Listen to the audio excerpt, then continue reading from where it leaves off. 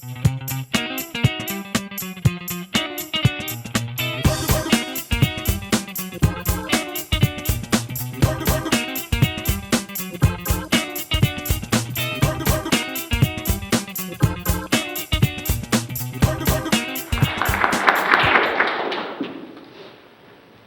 thanks everybody. My name is Kimball, and I own and operate Monarch Glass Studio in the 18th and Vine District.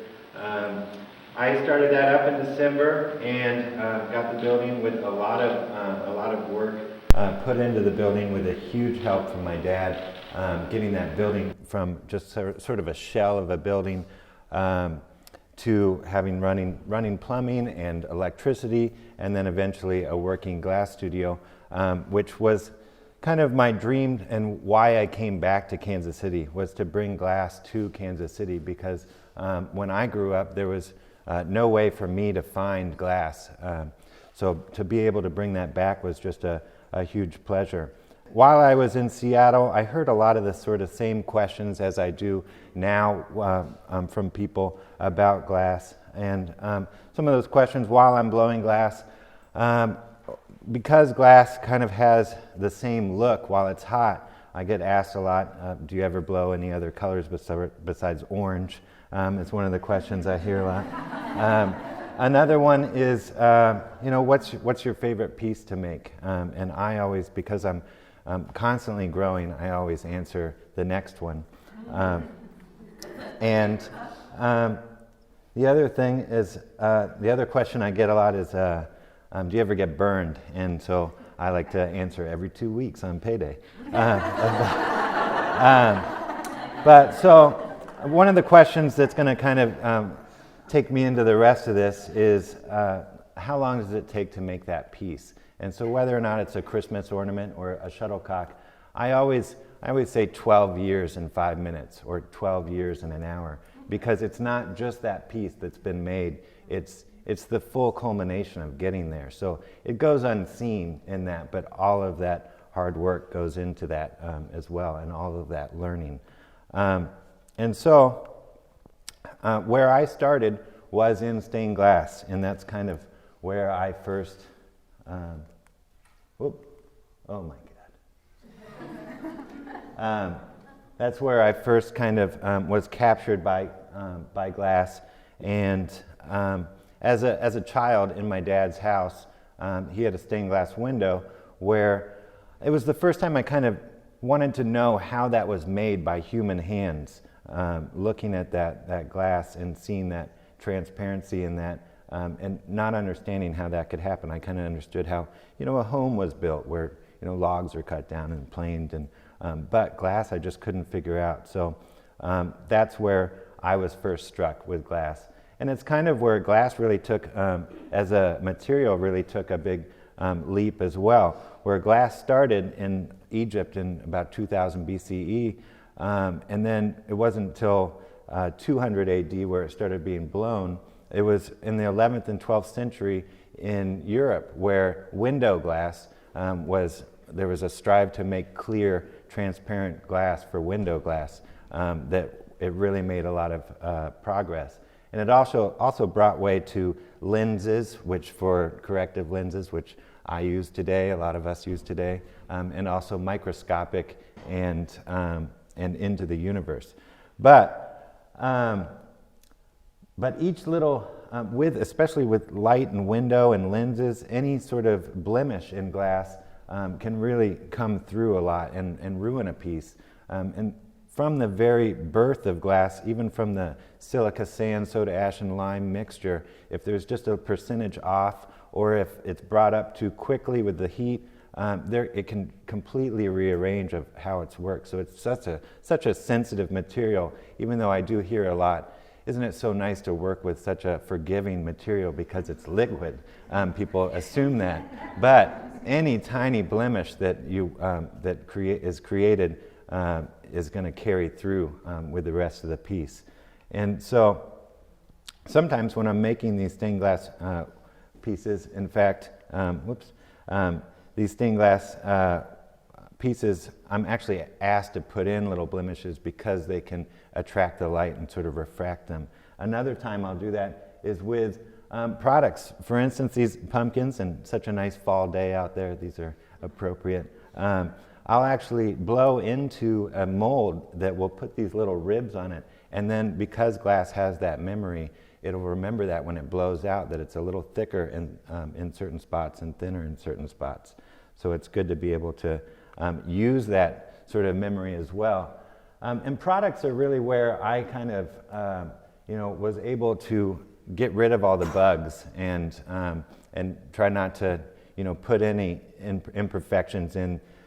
When I talk about doing products, those pumpkins that I just showed were a handful of about 20,000 I've made while in Seattle, 10,000 paperweights, 100,000 Christmas ornaments. I've just made a huge amount of products, which have really helped me to kind of hone my work and feel a lot more confident with the glass. And so that taken together, it's just like breathing for me. Products, it's making a whole bunch of the same thing can really help the skill level and everything. And I do try to get a little bit of creativity in there with some of the products. But it's really the artwork and making one-offs that was really where glass took me by storm, I guess. And this was kind of my first series I worked on, which is a Grawl technique, which is using layers of color and then doing 2 portions of hot, where you actually blow a seed, and then with that second layer of color on the outside, you'll take it to a sandblaster and make an image, and then pick that back up and blow out the form. And so in doing this, I didn't have any idea how to do this until talking and learning from people I was working with. And then working with teams, I also learned a lot about how important it is, especially on one-off pieces, to really translate what needs to happen in order to get that final look. And working on teams is, having a good team can really make a piece where, if you're having fun and enjoying one another and working together as a loving unit, the glass understands that and knows and understands that, and it's going to come out a lot nicer than if there's a team where there's, some heartaches going on or something's an issue. And even the music, sometimes if glass isn't coming out to how I'm feeling, I'll go over and change the music because just that mood needs to change a little bit. Another thing that's unseen by in a finished piece is just the equipment. It takes so much work to make proper equipment in order to blow a nice piece of glass, where just an angle, 1% angle off in a burner can really change the outcome of how it's heated, how it blows out evenly. So just these little microscopic, things in equipment can really make a huge difference in the final outcome of a piece. And this was actually Burning Man. I was able to go there twice and build some equipment for that, and I learned a lot about how to build the equipment needed for a glass studio. And that was kind of a running theme, is learning while working in glass and also having fun with friends. It's really, that's a sort of thing that's behind each glass piece, is the team and friend and bond that is back behind that. I've often gone back to my roots of flat glass because I feel glass, it just really lends itself to being two-dimensional and either being backlit or being front lit. You can get just so much work with that unity with light on glass. But what I was able to do once I started blowing glass is I was able to use that layering of different lines coming together and crossing over one another and sort of get these new effects in flat glass that were unachievable by machine rolled glass. Through that I was able to do some fusing and all these sorts of other things and really play with color and line working. And play is kind of a thing that really grabbed me with glass. I noticed that there was a huge correlation between the games and glass, where you've got this team and there's a strategy and we're going to make these pieces, and sometimes you've got your opponent where something gets heated wrong and there's it's not quite going right, and so you got to switch up your strategy. These are silvered on the inside, so you got the mirrored sari pieces here. Some spinning bottles that actually spin. So a lot of fun can be had with some of the game-themed work.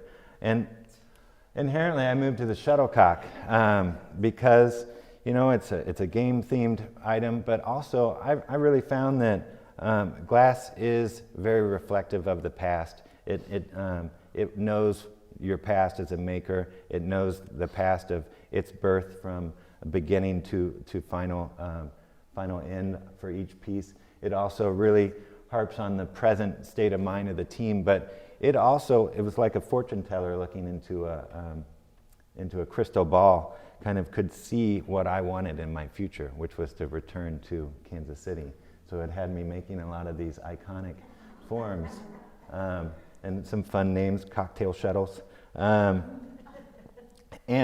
within working with the shuttlecock, the skirt of the shuttlecock was just a perfect venue for me to display these sort of line works. And also it gives me two options. I got the one two-dimensional plane, but then when you look through it, you can see the second one on the back there and get a whole nother look too. So I was able to use that sort of double wall and single wall. And then this was a portrait painter in Portland, and we did a residency in Sedona, Arizona together, and made a whole bunch of these. And this actually, my glass more became a canvas when we were working together. So glass can really just take on so many different levels or different avenues. And where I've always sort of honed into is the line work and the layering. And actually, sometimes glass is very transparent, and a lot of times I'm completely blinded by what's going on. All of these are backed by a nice solid opaque color, so that you're looking, it's kind of there's a canvas of that opaqueness, but there's the lines on the front. But while I'm blowing that out, all I can see is that colored canvas. So all of those lines on the inside, I have no idea what's going on with them. I really have to have trust and faith that those lines on the inside are doing what I want them to. On the other hand, sometimes I can plainly see what's going on, which is very nice. These I made up in Salem State University in Massachusetts, and really used transparency to its fullness here, where you can see through that and get that depth of it, and that solid line running through the middle of these bottles. And then products like bedside bottles, where it takes on two shapes and forms. It's a bottle, but it's also a cone at the same time, and two pieces working together. They're married to make one item. And then these bud vases, which they're these little tiny opaque lines that kind of make a silhouette of a shape, but then when you get up close, you can see it's just a cage.